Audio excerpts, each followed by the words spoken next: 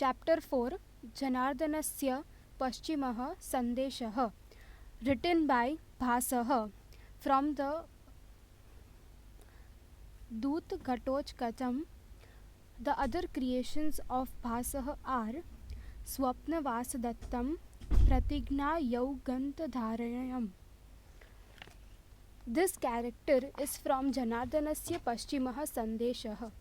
After the death of Abhimanyu, son of Bhim and Hidimba, Ghatotkacha, as his messenger of Lord Krishna, he tries to make Dhritarashtra understand the message of Lord Krishna. This incident is original creation of Bhas. This creation of Bhas makes the play and incident different from the original script of Mahabharata. Through this character, Bhasa has tried to show human qualities of his son of Demonis. This play has depicted virtues, impressions and limitations of a messenger beautifully through the character of Ghatotkacha, gives final message of Lord Krishna. Bhas derives his plot of Dut Ghatotkacham, one act play from Mahabharata. In this situation, where Abhimanyu is killed in an unjust manner, Krishna tries to stop the Mahabharata war. Krishna sends son of Bhim and Hidimba, Ghatotkacha, as his messenger with the message of peace. He explains in the message that Arjun is in deep grief after the death of a son. What will be of yours after the death of 100? War should be stopped by any means. Otherwise, we will face a great loss. With this, he gives final message of Lord Krishna. Pursue righteousness. Think of protecting your own men. Whatever is in the mind, enjoy here. Yam, who is like the preaching of mystery of birth, endowed with the beauty of sun rays, will come for you in the form of Arjuna, who will destroy Kauravas. Chapter 5 Gunavati Kanya, written by Dandihi. In the 6th section of narration of Dashakumara Charitam by great Sanskrit scholar Dandi, Mantragupta explains his experiences through the incident of Shanti Kumar. There was a son of merchant named Shakti Kumara in the town Kanchi who enters into 22nd year of his life. He wanted to marry virtuous lady. For that, he wanted to check whether a girl has desired values or not. According to his idea, he would propose to the girl who can cook complete meal with 1 prastha paddy. The girl who will accept this condition and fulfill it is virtuous, and he will marry her. In search of such a girl, he reaches the banks of the river Kaveri. There, he finds beautiful girl who accepts and fulfills his condition. Hence, he marries her. Planning of the excellent girl. In the 6th section of the narration of Dashakumara Charitam, Mantragupta explains that Shakti Kumar is in search of a virtuous girl to get married. He reaches on the banks of the river Kaveri, where he saw a beautiful girl who later accepts his condition for cooking. She cooks paddy bonfire and rubs it on flat and clean land. In this manner, she separates rice from it, asks her maid to sell the husk of grains to goldsmith and thus buys firewood. Then she cleans the rice many times and boils them in hot water. Once the rice got prepared, she extinguished the fire with water and sold the coal to needy person, and purchased vegetables, ghee, curd and oil from the earned money. She prepared different dishes from it. At the end, she also arranged for a betel leaf. While Shakti Kumar was having his meal, she describes about different kinds of food to develop his interest. Thus, this intelligent girl wins the conditions with very few resources. Chapter 9 Chakshushman Andho Ev, written by Banabhattah from Kadambari. Physical effects of anger are expressed by Brahma to Durvasa in first Uchchivas of Harishchat by great Sanskrit writer Ban.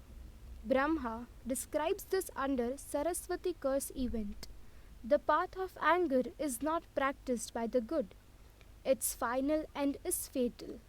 The union of piety and wrath is not possible.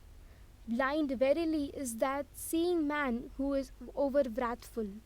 Clouded with passion, the mind distinguish not what should and what should not be done. First of all, the wisdom of the angry man is darkened. Then his frowning brow. The flush of passion assaults his first senses. Last, the eyes. In the beginning of the store of merit dissolves away. Then oozing sweat. The flash of dishonor flickers. Then comes the trembling of lip. Thus, Brahma tries to explain the adversity anger of Durvasa. In Harshcharitam of Banabhatt, Durvasa was doing Samagana in the royal court of Brahma. While doing that, he made a mistake, on which Saraswati laughed. Her laugh made Durvasa angry, and he cursed Saraswati that she will take birth on earth. On hearing this, Brahma reproached Durvasa for cursing Saraswati without any genuine reason. He said that path of anger is never followed by the good. It is harmful and deadly. It's by the purified intellect that the perfected behold all good things and evil. Nature rejects this union of piety and wrath as it does not water or fire. Forgiveness is the only root of the penances. Saying thus, he suggested Durvasa to become moderate. He said blind verify is that seeing man who is over wrathful. Explaining thus, he asks Durvasa to think over what should be done and what should not be done. Due to anger, destruction of wisdom, penance, and fame occurs. Therefore, one should try to stay away from anger. Chapter number 11 Yasya Jananam Tasya Maranam.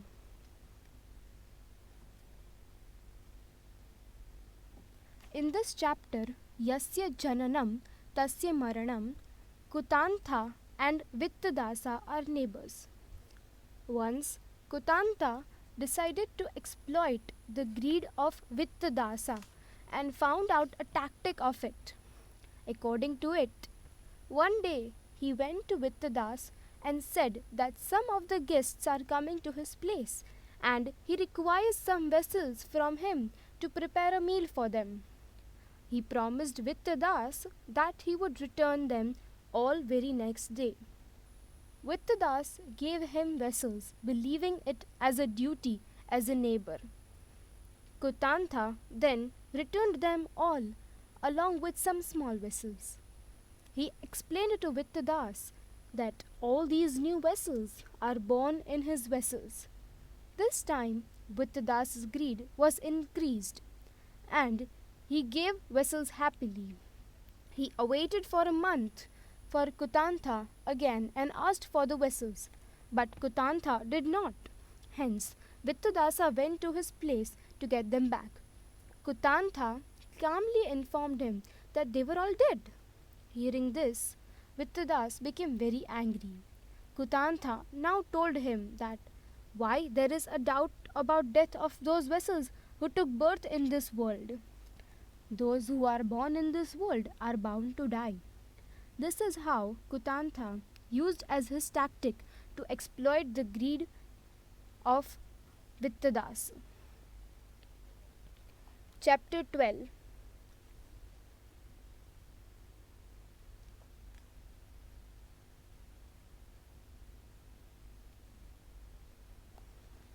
The famous writer of Gujarat, Hemachandraracharya, was born in the Hindu year 1145. on full moon day of the Hindu month Kartika. He was born in a village called Thanduka of Ahmedabad district, Gujarat, and was given the name Chanda Dave. He took his religious indoctrination at the age of 8 at Khambat town by Acharya Devachandra Suri and completed his training at the age of 21 and ordained as Acharya. When King Siddharaj, after conquering the Malwa, requested Hemachandracharya to compose a treatise on grammar like that of Bhoj for fame, Hemachandracharya composed a famous treatise on grammar and named Siddh Hema Shabdunushan, containing 8 chapters. First 6 chapters contains grammar of Sanskrit language, whereas last 2 chapters contain grammar of Prakrit language. Hemachandra Acharya composed literature that contains of about 1 lakh shlokas.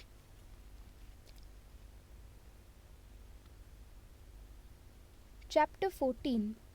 Ka idam dushkaram kuryat. In the first act of a historical play, Mudrarakshamam by Vishakhadatta, the conversation between Chanakya and Chandan Das is described. Chandan Das was a loyal friend of Minister Raksha of the Nanda dynasty. With the end of the Nanda dynasty, the minister also left the country in disguise, entrusting his wife and family to Chandan Das. When Chandan Das was asked by Chanakya to surrender the family of minister, Chandan Das refused to do so at the cost of his own wife and family. Friendship of Chandan Das and minister impressed Chanakya. Chanakya, Kautilya. Chanakya was an Indian teacher, philosopher, and royal advisor. He was born in Brahmin family in Paliputra, the capital of Magad kingdom. Originally a professor of economics and political science at the ancient Takshashila University, Chanakya managed to the first Maurya emperor Chandragupt's rise to power at a young age. The king Dhananda insults Chanakya, prompting Chanakya to swear revenge and destroy the Nanda Empire. Chanakya searches for a worthy successor to the Nanda and finds the young Chandragupta Maurya. With the help of some allies, Chanakya and Chandragupta bring down the Nanda Empire. He is widely credited for having played an important role in the establishment of the Maurya Empire. Chanakya continued to serve as an advisor to Chandragupta after the establishment of the Maurya Empire. But with the end of Nanda dynasty, his good minister Rakshasha also left the kingdom, keeping his wife at Chandan Das's house. Here comes the conversational excerpt of the chapter, i.e., between Chanakya and Chandan Das. Chanakya warned Chandan Das for not behaving in the favor of the king, but at the same time, he is happy seeing the loyalty of Chandan Das towards his friend. Chapter 19. Satyam Mayuraha, written by Shudrakaha. This character is taken from the drama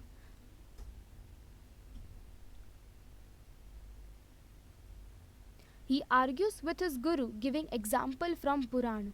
His arguments represent arguments of today's generation of students.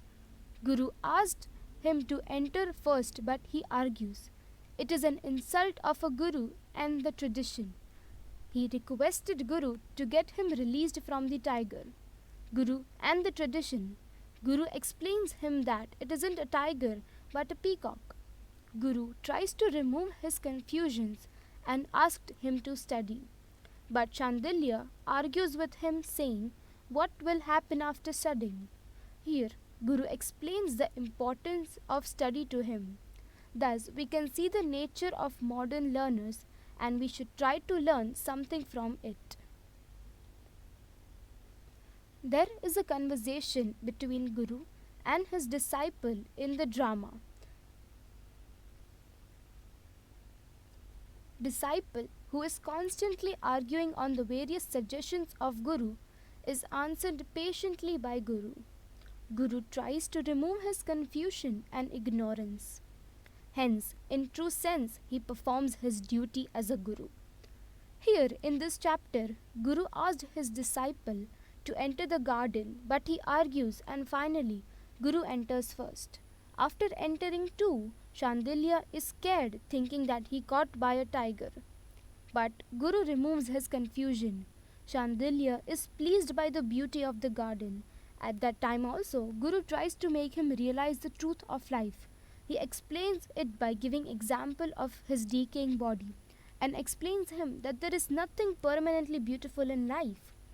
Guru also explains him the importance of studies. He says, there is certainly no happiness for human beings without learning.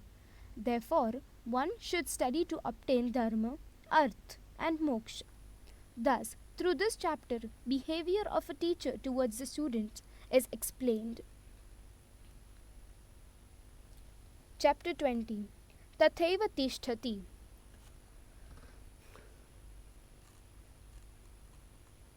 Verse is taken from the drama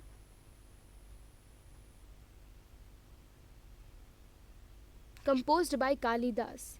Poet explains difference between good and foolish person.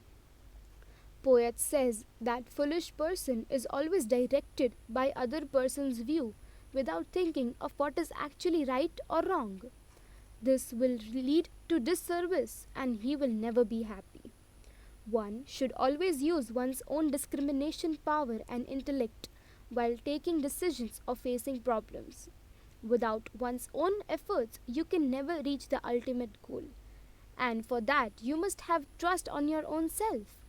Good persons always test too that you must have trust on yourself. Good persons always test two things. First, use their discrimination power and then only take decision.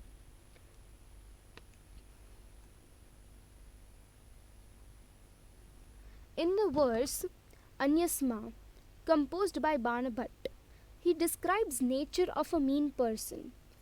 Some persons are like obstacle and cankerous in society. They are like the home of ruthlessness. They are determined in return of obligations.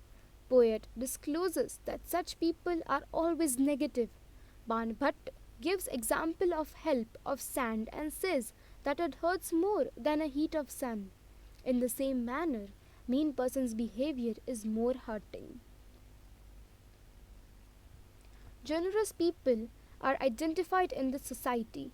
Ideal of the society lies in generous people. They deserve respect from society as they never leave their generosity.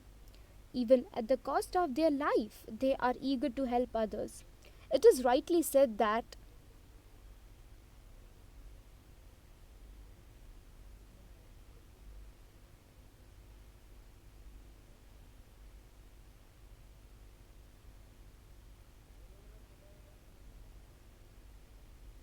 means people are respected due to their virtues and not their position.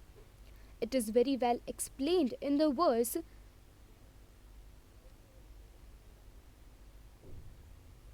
by the example of sandal tree. Even through cut, it will make mouth of an axe fragrant. Thus, good persons always behave generously even with those who are mean with them.